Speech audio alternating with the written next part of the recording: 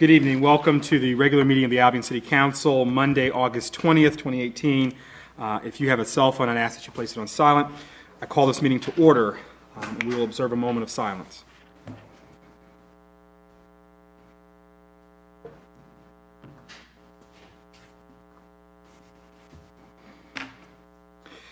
Thank you. Please join me in the Pledge of Allegiance.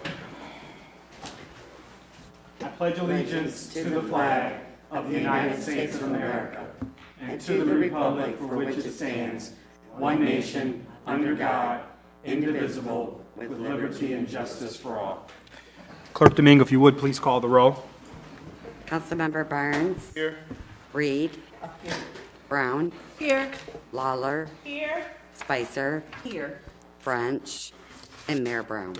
Here. I'm just going to ask a couple of adjustments to the agenda. It's Sinclair, correct? Okay. Under presentations, Sinclair Designs, they're not going to be here this evening, so I'm going to ask for motion to remove them.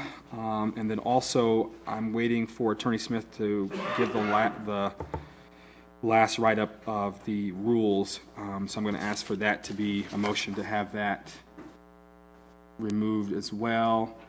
And then I want to add, as a new item A, just announcement of the city manager candidates, because they all signed off on the waiver. Is there a motion to make those changes? Is there a second? Second. Okay. Is there any discussion? All those in favor say yes. Yes. Yes. Opposed? Okay, so we've made those amendments to the agenda. We will begin under presentations now under the new A, which is proclamation for Corporal Patrick Leo. That's not spelled. Yeah, Helen Day, and we'll have. Yeah.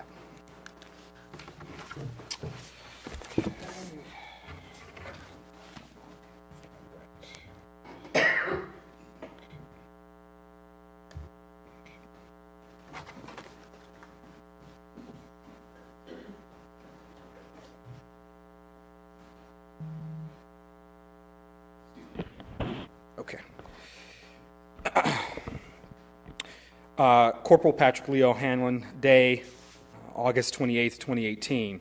Whereas Patrick Leo Hanlon Post number 55 was officially brought into existence when by act of the 66th Congress of the United States, the National Organization of the American Legion was created.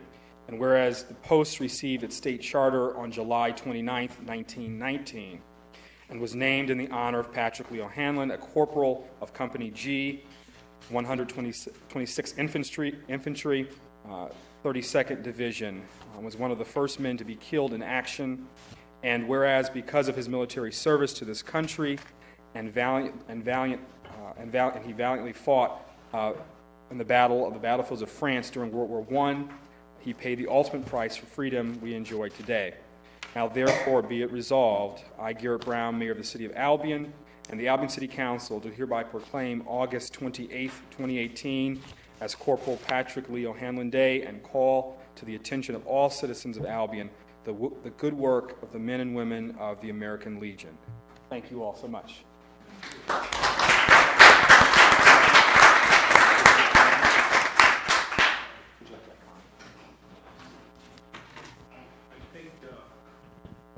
I think it's very appropriate to do this.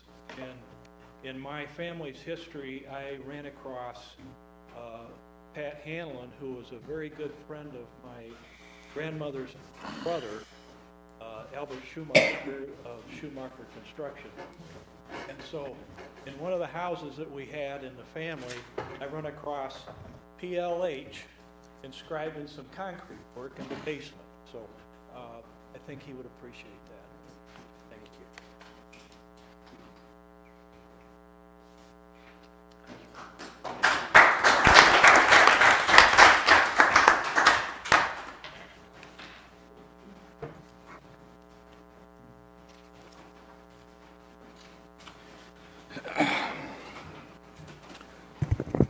We'll move on now to public comments. Persons addressing the City Council shall limit their comments to no more to agenda items only, to no more than 3 minutes.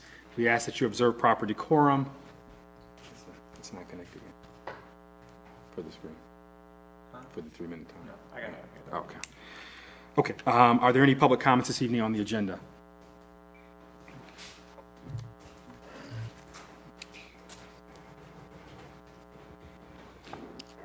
Dave Atchison, 108 West Erie Street. Speaking on the item A, approval of the regular session meeting to August 6th. The meetings contain some information that isn't quite accurate. I did stand and speak and address that during that meeting. If you turn to page 5 and 6 of the minutes, it says that the subcommittee, or rather the rental certification, there was a meeting with the Landlord Association, which I am not a member, but I was present at the meeting, with the council subcommittee, and it says that the association, in order to prepare the alternative proposal to rental certification, a different proposal, something for the council to consider, that they asked for a written statement from each member of the council, including the mayor, and that's not quite accurate what was requested, because there was a discussion on exactly what are the objectives, goals that the city is trying to accomplish, and it wasn't clear what those objectives and goals were. So in order for the association to prepare a proposal that will meet the objectives and goals that the council is trying to accomplish, the subcommittee agreed that no later than Tuesday, the 7th of August, the council would provide in writing what those goals and objectives were. There was a tertiary discussion on rental-ready certification, that program, but there wasn't very much information known, and so the subcommittee also agreed not later than Tuesday, the 7th of August, to provide some information on what the criteria was as far as rental-ready certification, if that was in fact part of the objective that the council is trying to accomplish by implementing rental certification. So just wanted, again, to address the minutes. It's not a request for a statement from everybody on the council, but it is a reasonable request that the council provide what their goals and objectives are in order for the association to provide a well-thought-out proposal that will meet those goals and objectives. So I don't know whether or not the council has in fact provided that information, both of those things, and I would like to know that, and if they haven't, would you please advise when you will. Thank you. Is there any further public comment this evening on the agenda?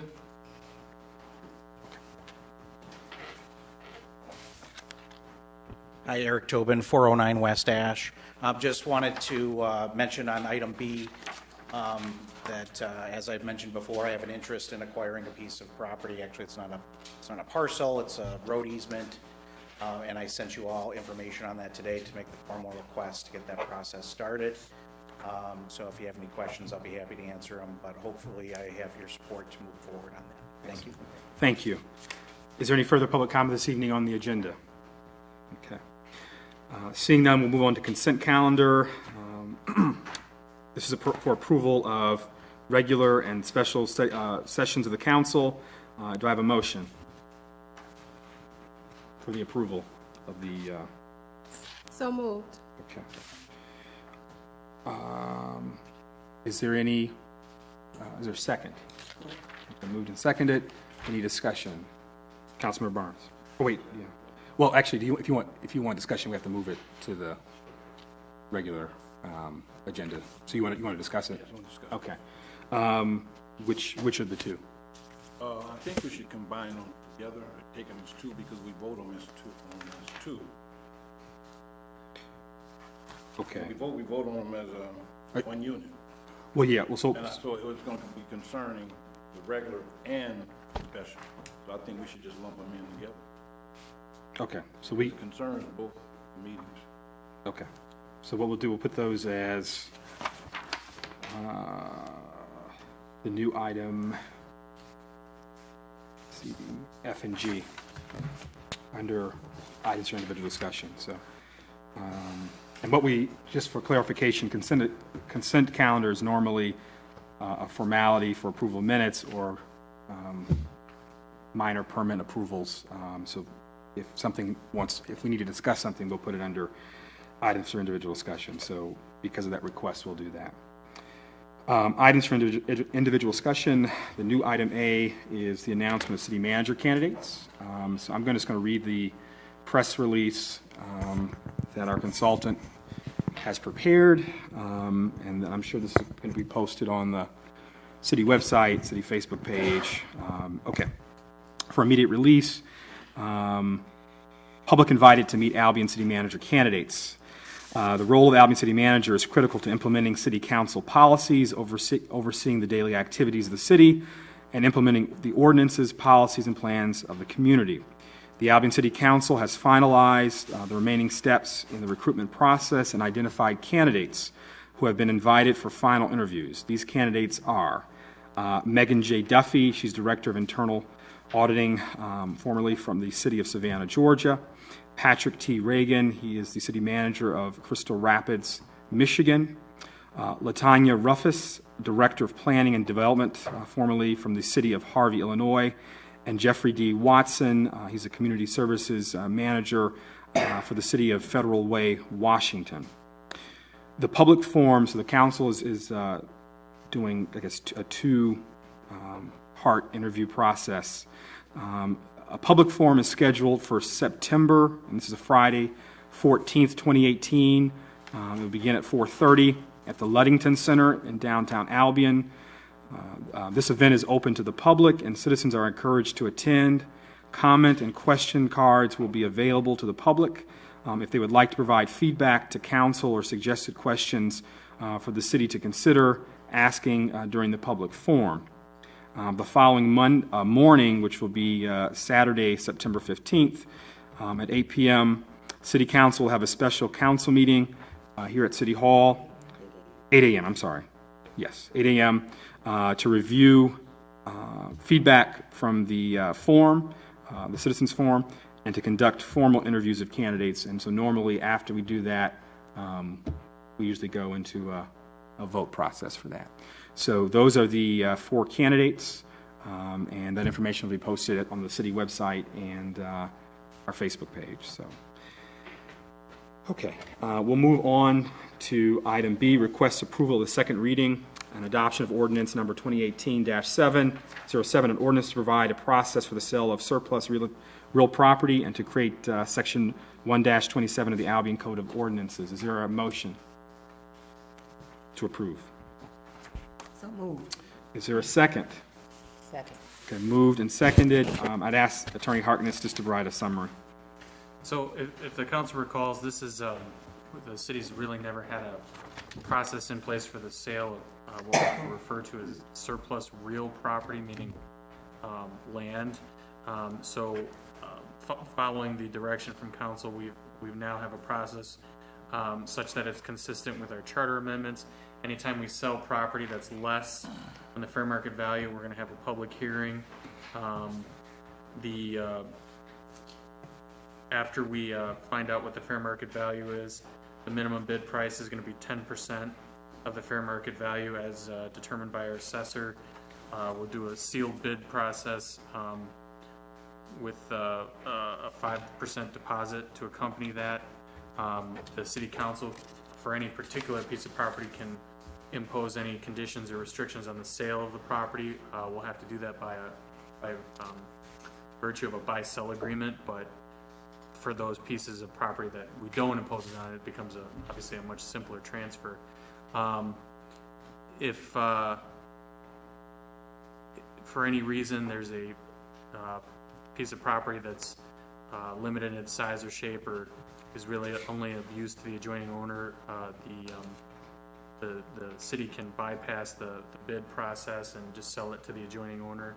And the city has kind of the overall right to, again, consistent with the charter, right to waive the bid process if it deems that it's going to be in the best interest of the city for that particular piece of property. So that's kind of it in a nutshell. And questions? Seeing no discussion, yeah. Okay. Seeing no discussion, we've discussed this at a number of meetings. Okay, I'll ask for a roll call vote, please. Councilmember Reed. Yes. Brown. Yes. Lawler. Yes. Spicer. Yes. Barnes, Yes. and Mayor Brown. Yes. Item C, request approval of $5,580 to Kennedy Industries for emergency pump. So move. Is there a second? Second. Moved and seconded. Interim Manager Kip. This is for repairs to the emergency pump that have already been completed. If you have more questions specifically what this is, I'm sure Director Lenderson can explain that. Good evening. Good evening. Jim Leonardson, Director of Public Services. This is a lift station pump that we had a failure on. Obviously, we have sewage start backing up in people's homes. It's not a good situation. The pump was removed and repaired, put back in place. Quite simple. We have approximately 22, 23 pumps just associated with the wastewater treatment facility. This is one. Probably 70 to 80% of those pumps have exceeded their useful life expectancy. We're doing what we can to keep it going. Okay. Any other questions? So is it possible? Councilmember Barnes, Councilmember Reed.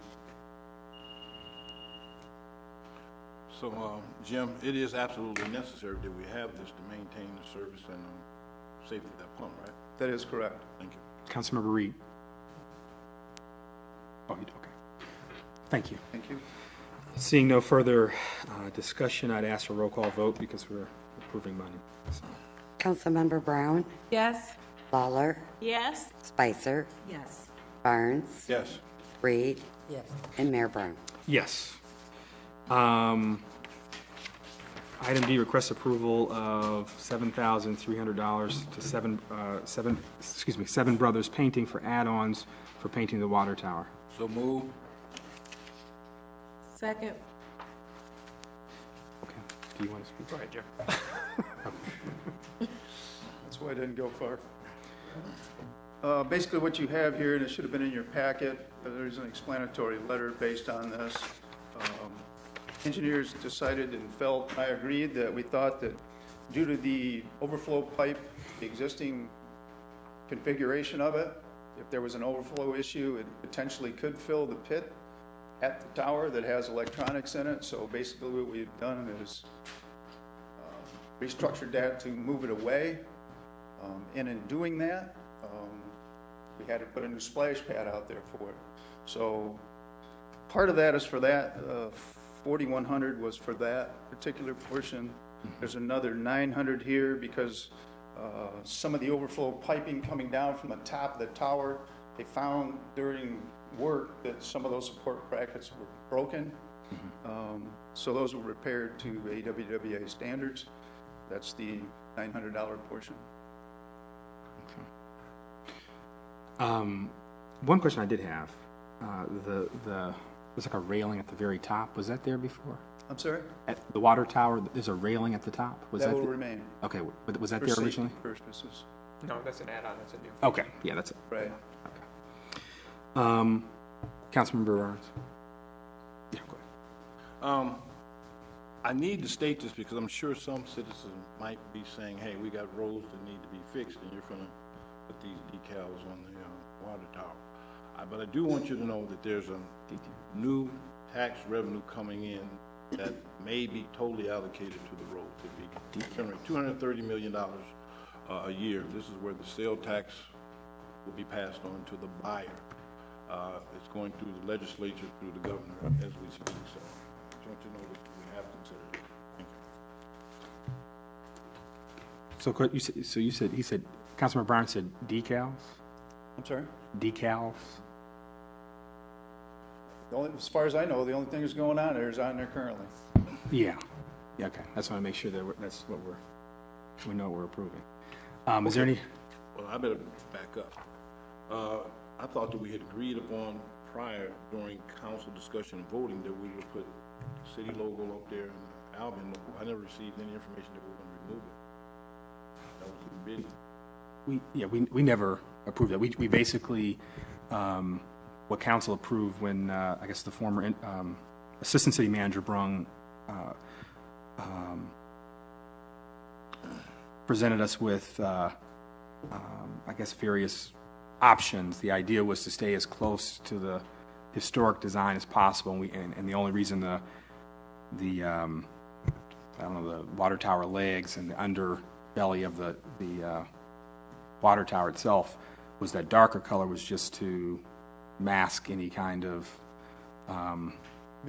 mildew that happens. It doesn't affect the water quality, but it's just unsightly. So Correct. It's just on the exterior. yeah, Councilmember I Burns. totally understand that, but I'm positive we had the decals of the city and we had the Albion logo, and we looked at it, we talked about it, and it was supposed to have been, if it was taken out, I didn't know it.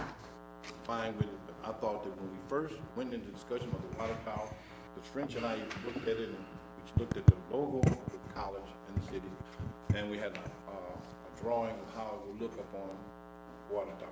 If it's not there now, it's not there. Nothing I can do about it. But I'm positive we had discussed the city of Albion logo and the Albion College logo on the water tower. We can move on. Is there anything else? As I recall, I put on there what was Approved. approved. I may be wrong. Okay. Is there anything else you want to discuss relative to We can this? certainly see about add-ons if council desires. I'll get back to you. Thank you. Is there any further discussion on the additional add-ons? Okay, seeing none, I'd ask for a roll call vote, please. Councilmember Lawler, Yes. Spicer, Yes. Barnes, Yes. Reed, Yes. Brown, Yes. and Mayor Brown. Yes. Item E, so is a discussion of ethics ordinance. So this was originally asked for, it was requested that we do a study session on that. So what I'd like to do here is just maybe set that date. And I know that Attorney Harkness has provided us with a number of samples from different communities. So I would just like to set a date for that.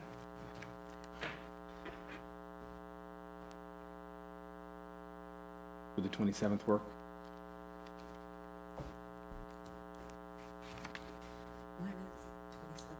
Sorry, it's next Monday. Councilmember Brown. Thank you, Mayor. The 27th works for my schedule. Okay.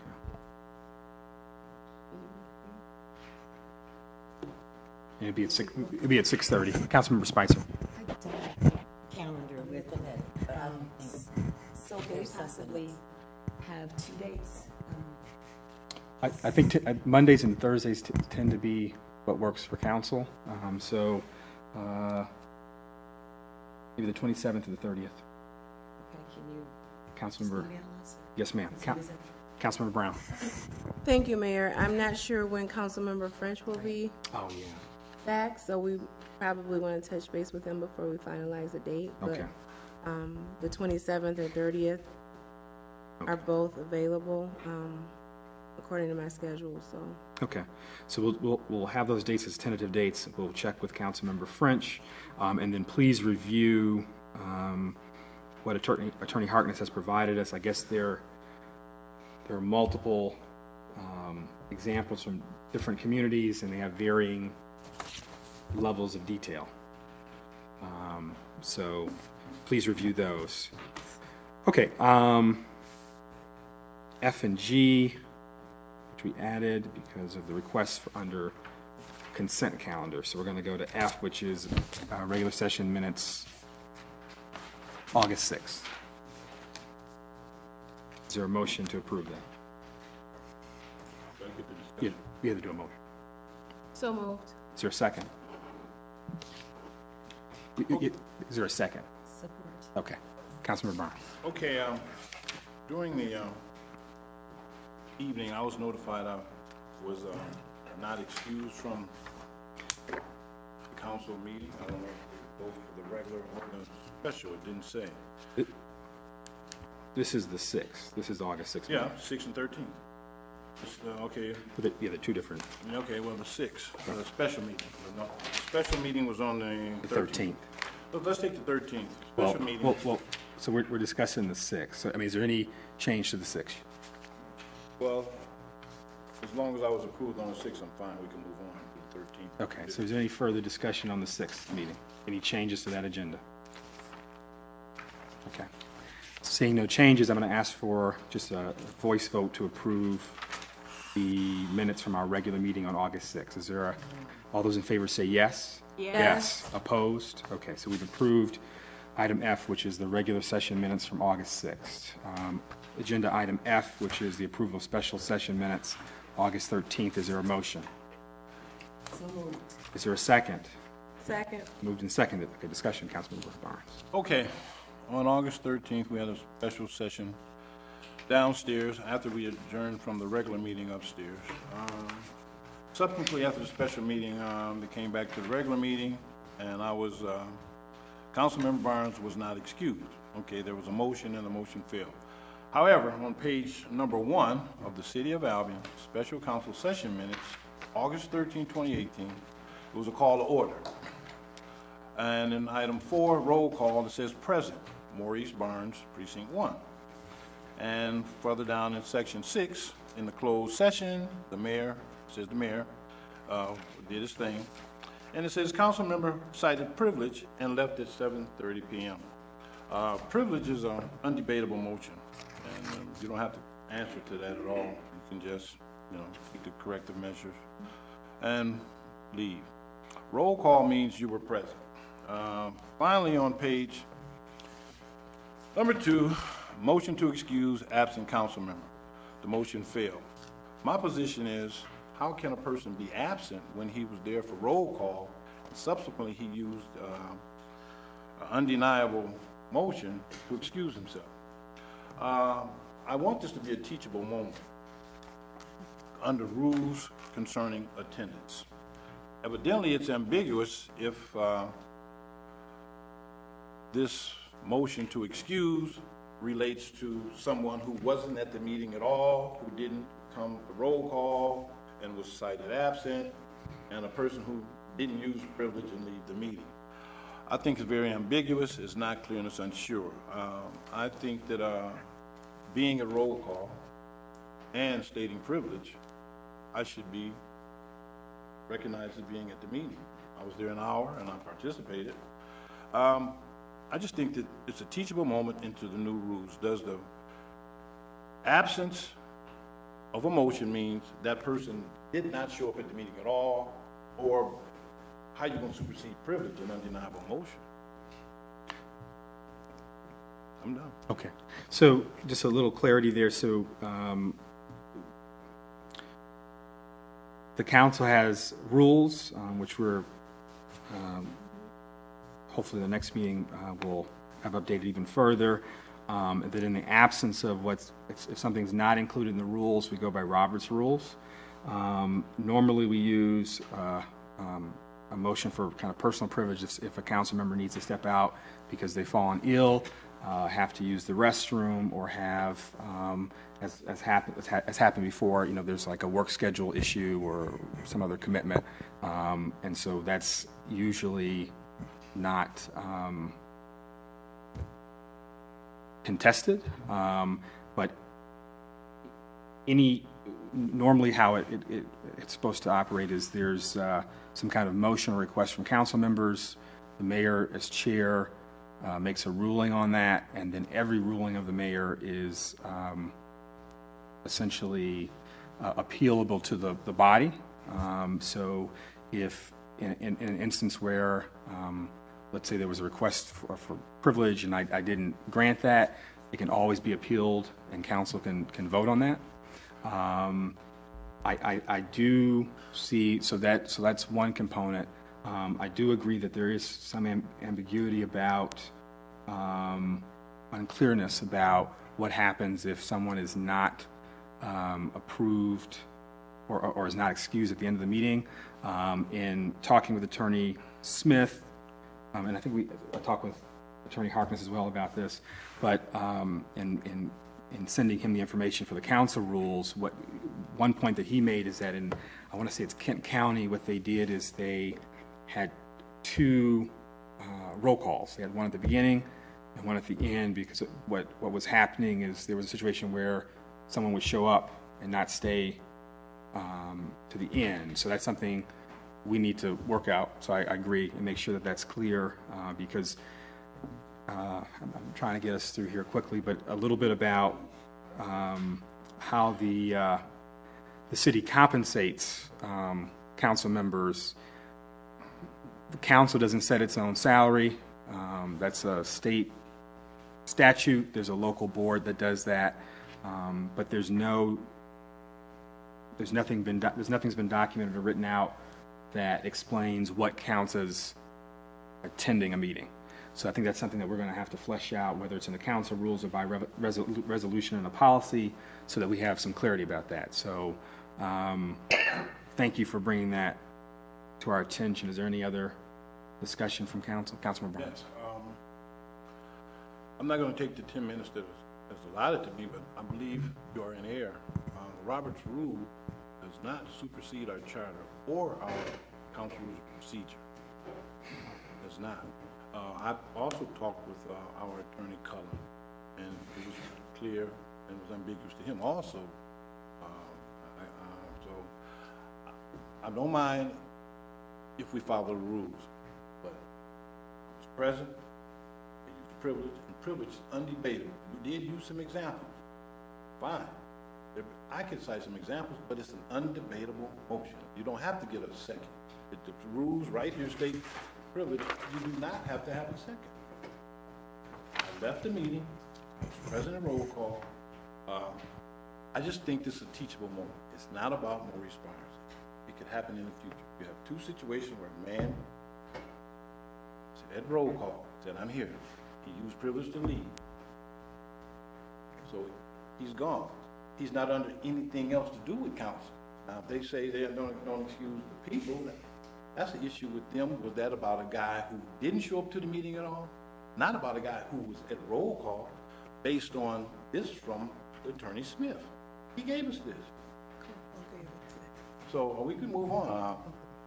But I think that we should really look into the rules and for the future reference. Attorney Hartman. So, I mean, the bottom line is this: the council, I mean, just nothing in either state statute or a charter defines what constitutes attendance at a meeting as far as this body goes. So at some point, this council, whether it's by resolution or in its council rules or in its ethics ordinance, is just going to have to define, here's what constitutes attendance, and it'll apply to everybody, and then you'll have it in front of you from that point forward. So that way you'll have clarity, you'll eliminate the ambiguity, and that would be my recommendation to the council. Yeah, and I think I'm just kind of surprised because I was agreeing with that. I don't think there was no disagreement there about that not being clear. But yeah. Is there any further discussion? Okay, so we're approving this without any amendment. All those in favor say yes. Yes. Okay, any opposed? We've approved the minutes for the August 13th special session. Motion to excuse absent council member, future agenda items. Councilmember Brown. Thank you, Mayor. I'd like to add the property at 409 West Ash Street to the next agenda. Okay. Okay.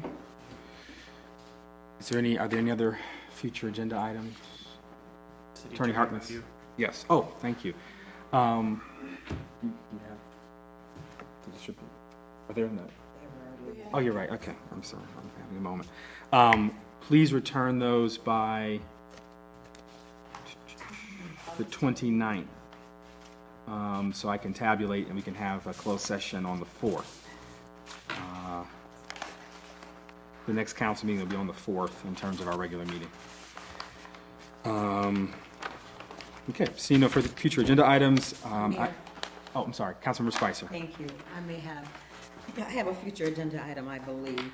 I had a brief conversation with the city attorney before the meeting started, and my concern, and I think that we probably want to direct, I don't know if he's going to direct the attorney or the city manager to work together or separately, but I think that our ordinances that are dated need to be addressed. I I think that some of the citizens are, there's a concern about signs being out early and things like that. So, but our ordinance says a certain date, and it conflicts with a higher law.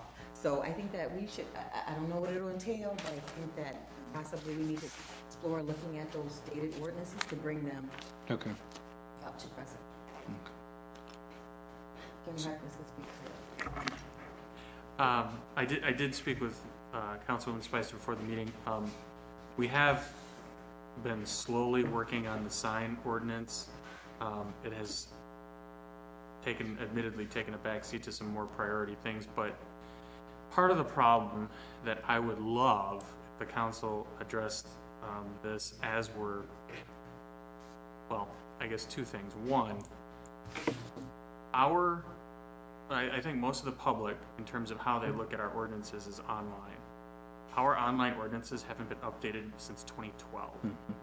And I can't even tell you how many new ordinances we've had. We've had charter amendments.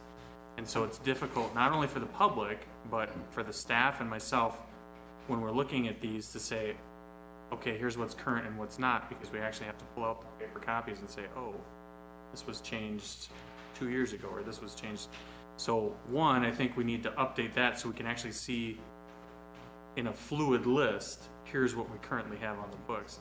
Then number two, if there are any particular areas of ordinances, I mean, aside from the sign ordinance, which we're already working on, that are troublesome from the council, I'm happy to look at those and make adjustments where needed. I mean, we've addressed several ordinances in various different chapters and sections over, at least in my tenure, in the last 7 years. But I'm happy to look at any problem areas that the council wants to identify.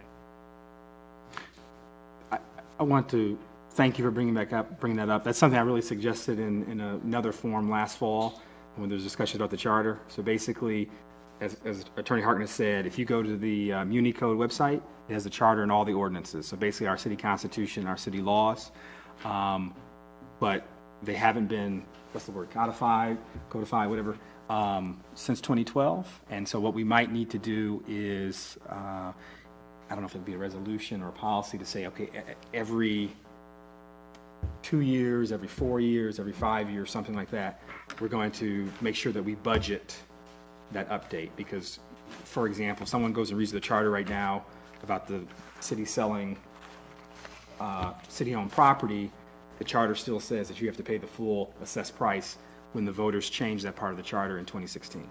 So just because it's there doesn't mean it's actually the law. And actually, I should say the online content was updated in 2012, but it's only codified through 2011. Okay. Councilmember Spicer. Thank you, Mayor. I wasn't suggesting that something that we done immediately. I just want us to keep it in mind and realize that those ordinances, they do need a look at, and perhaps we can do it when this new city manager is on board. But I think if we had a list of what's stated, that would help us to move forward. We can get that. And I know one last thing I think I'll add is I know some communities, similar to what we do with the master plan. So we had somebody who's like an expert in community planning, urban development, come in and help work through the committee, similar to what we're doing right now with the subcommittee on the Planning Commission for zoning. There's someone there who's an expert to help go through that. So, you know, the city can almost consider that too if we want to have a process where we have someone come in and just systematically go through every ordinance. But I think that's something we need to do because it helps residents to know what the actual laws are in town. So thank you for that. Are there any other future agenda items? Okay. Seeing none, I'd ask for a motion to excuse absent council members. Is there a second? Second. Okay. All those in favor say yes. Yes. Okay. Public comment. Persons addressing the city council should limit their comments to no more than 3 minutes. We ask that you reserve proper decorum. Are there any public comments this evening?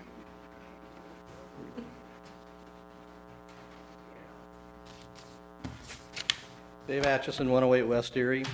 The issue of ordinances not being current and therefore non-enforceable, what do you expect the citizens to do if not use what's available?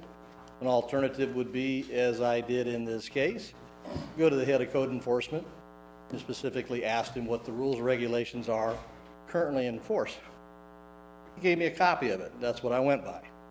So one thing you might want to do is make sure that your city employees know what's current and what's not. So the ordinance that I used says no more than 90 days.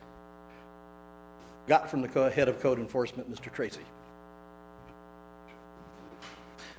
Is there any further public comments this evening? Elizabeth Craig, 802 Austin Ave. I was here on your last city council meeting about an issue.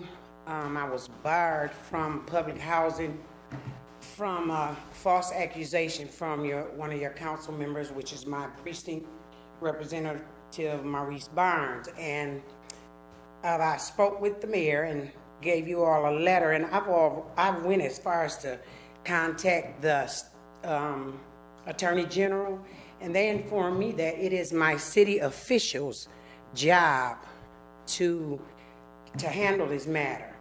The police has been to my residence 3 times on something that Mr. Barnes has said. And the police has stated to me that they have nothing to do with it. So my question is, if they have nothing to do with it, why are they still coming to my house? I feel like that's harassment. Now, he said that I'm harassing him and his wife, which is not true. And he himself should understand how it feels to be lied on because of his sexual assault charge that he was, well, whatever. But I just want him to understand that a lie is a lie, and it shouldn't be done. He's supposed to be representing this city, then he should act like he's a representative of this city. Is there any further public comment this evening?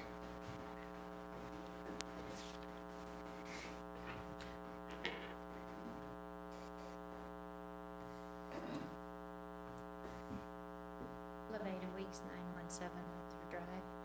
I just have a question about, I don't know if this falls under your sign ordinance or not, but people put on every light or lamp post or anything they can signs for garage sales, and they stay there forever. They're not taken down when a sale is over, and it really doesn't look good. And I don't know, like I say, if that falls under your sign ordinance or if it can fall under a sign ordinance. I would like to see that addressed. Thank you. Is there any further public comment this evening? Eric Tobin, 409 West Ash. Just wanted to thank my precinct councilperson for moving that forward and putting that on the agenda for me. So thank you. Is there any further public comment this evening? Okay. Seeing none, we'll move on to city manager report. Okay. Mayor and council member comments. I have a couple. So I don't have the local cable company, but I've received a number of concerns from residents regarding, I guess there's no longer access to it's abbreviated PEG, but public educational government access channels. And so I don't know, is that agreement still in place? Because I know the state did some things. So that's something we need to look into, because some residents are saying that they can no longer watch the council meetings on Wild Cable. So that's something. They were on cable up until at least the last meeting in July. Okay. I'm not sure if we're having problems with the equipment here again or what Okay. the issue is, but I'm not aware of any changes to that. Okay, so if we could look into that, that'd be great. As far as I know, the last agreement we had with the cable franchise just was an extension. I don't think there were any modifications to anything. Okay. Yeah, because there was something, and I can't remember, we'll have to talk about it, but there was something where they were almost not required, so there was like a change in the franchise law, and they may not have been required to do it, because they were paying us those franchise. Right, and I don't know, I mean, we have old equipment that sends out analog signal, and they're all on digital now, so it makes it difficult to make all that stuff communicate, right? Okay. So a couple other things. So the garage signs, that, I guess that is under the ordinance, but I think the issue is, what Attorney Harkness is going to have to work with us is, I don't think we can regulate it as a garage sign, any yard sale, garage sale sign anymore, so there, you want to speak to that? So all the sign regulations going forward are going to have to be content neutral unless they meet what's called a strict scrutiny standard, which 95% of the time they won't. So, you know, for example, with those, I don't know if we'd refer to them as signs, you know, the idea of notices taped to like lampposts and whatever for garage sales or whatever, we just refer to those as, what do you call them, not billboards, posting flyers. Yeah, that'll work. Flyers, I mean, you know, you can prohibit flyers from being affixed to lampposts or mailboxes or anything like that. I mean, as long as we're not addressing the content portion of it. So I mean, everything as we're modifying the various sections of the sign ordinance, we're just taking out the content portions of it and making them neutral so that they only regulate size, shape, number, illumination, things like that. Okay. And most of the signs that Mrs. Weeks is referring to would probably fall under the, between the curb and the sidewalk, as they're attached to telephone poles that are using the city's right of way, so they can't be posted there. Also, Consumers Power owns those telephone poles, and they have rules about not posting anything on their poles, which makes it illegal as well. Okay. Thank you. Two last things. So, just as in response to some of the comments, so the council did discuss the change in that, I guess, the court ruling against those political sign ordinances at our July 9th and July 16th meeting. So that, just some clarification there. And then also, it's been handled, so I appreciate the city attorney mentioning it. And I know this is it's a period which is, you know, people are very active, they have very strong emotions and everything, but we want to make sure that we observe the difference between what council's supposed to do and what the administration's supposed to do. Some concerns were raised about council members requesting certain things from staff, taking certain actions and distributing certain information of a political nature. And like I said, I know the attorney has, Attorney Harkness has dealt with that. We want to make sure that if there's something that we want the city staff to do that's in relation to our roles as elected officials, it needs to include the interim manager and the city manager once that person's appointed. And then if it's of a political nature, that shouldn't be done by city staff during working hours, because that's happened last cycle, 2016, and it's happened again. So we want to make sure that, and this also includes, you know, a concern was raised to me about a council member going with a, I don't know if it's code enforcement, but one of the city workers to a site to evaluate something. And so again, if the manager is not aware of that, that's inappropriate. And I think that's the point of what Attorney Scott Smith worked with us on two occasions to go through those things. So if we need, unless it's like just a request for information, which any resident in the city could do to a city staff member, we want to make sure that we loop in the city manager, interim manager, if we as council people need some action taken by staff. That's my last question. Are there any other council member questions? Councilmember Lawler. Thank you, Mayor. I just want to let a couple people in the community know that as far as Mr. Leary, who had written me a letter about his concerns about the school buses and about coming through at like 8 o'clock at night, I just want him to know, hopefully he's watching, that I will direct his letter to the appropriate people. And try to get some clarity on what's happening when buses are in the city after 8 o'clock. I also want to thank Ms. Pat Messer for the thank you card for the citywide pickup. I helped, I gathered some folks to help some people that were unable to get their things out their house and take it to the appropriate site. So I just want to let her know thank you for the thank you letter. I also want to address our city interim, Scott Kipp, and just to say thank you for reaching out and addressing the concerns of the residents as far as Maple Street and Berrien Street. I appreciate it. So there'll be one-sided parking on these streets. And I also wanted to address the landlord association as to Mr. Atchison.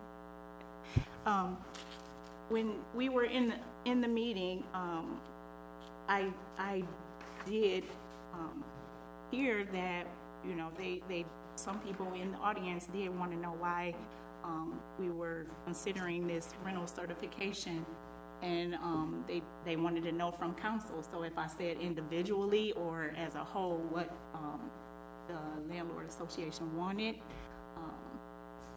is what I heard, and I just stick by it. But there's no offense or anything like that. But I did hear that they did want to know why this rental certification was. What was we seeking out of it? Councilmember Spicer. Thank you, Mayor. Councilwoman Lawler just mentioned that it reminded me that I need to ask the council members and Mayor, if you would please provide any comments, suggestions, thoughts with regard to the rental certification process, because the council subcommittee for the rental certification will be meeting this week on Thursday. So if you could get those to us by Wednesday, I'd appreciate it. We'd appreciate it. And the subcommittee is Councilwoman Lawler, Reed, myself, and we have the city manager, interim city manager, I think, is a part of it, as well as Director John Tracy. Thank you. Councilmember Barnes. I'd like to thank the American Legion for all they do, their pancake breakfasts, and how you come out. Thank you for the service you do to our country also. Thank you. Secondly, my involvement with our city staff, I really enjoy. I see them in coffee, Speedway. I go out to their apartments. I do that to get a pulse of how they feel, because it helps me when we do our union negotiations. I'm able to ask them, what do you think about this? What do you think about that? And they give me the feedback. I see John back there, Kim Mercy just left, Chief Kip.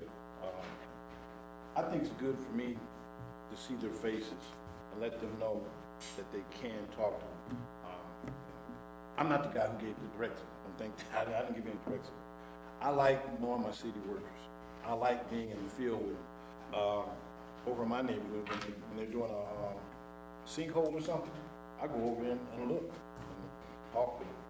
But I think that's very important for me as a council person, get to know them. Thank you. Okay, seeing no further comments from council, I ask for a motion to adjourn. Support. All those in favor say yes. Yes. This means adjourn. Thank you.